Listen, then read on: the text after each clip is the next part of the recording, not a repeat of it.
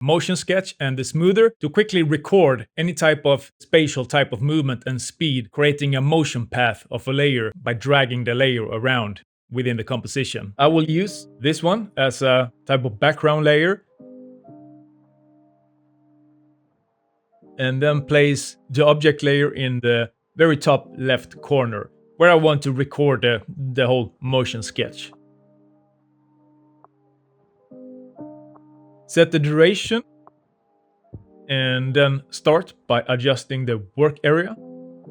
Capture speed at 100% for same playback as the speed you're recording, and we can also raise it to over 100% if we prefer, and playback will be in slow motion anytime you're raising the bow, and if you're lowering the value instead, it will be vice versa effect. Choosing the smoothing to adjust how tight we want to put the keyframes.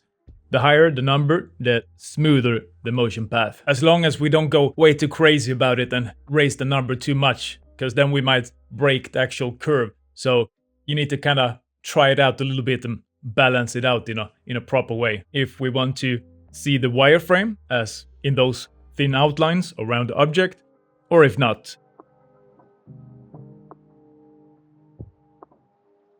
And if the background should be kept visible or transparent when we're doing our motion sketching.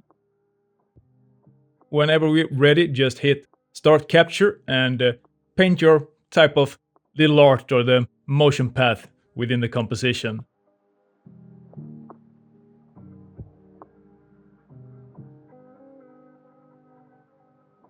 Now we are presented by these created keyframes for the position property of the layer. If you're still not fully happy with the look of the curve and the motion, it's not really a full Picasso yet, if you will, head over to the smoother panel, and there we can set the tolerance to lower it to add a little bit more spatial keyframes in there, and we might also raise to remove some instead, smoothing out the curve a bit.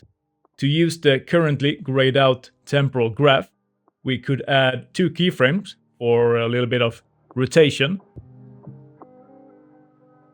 Then right click, go to Keyframe Assistance and choose Exponential Scale, thus giving us the option to smooth out this temporal rotation curve as well.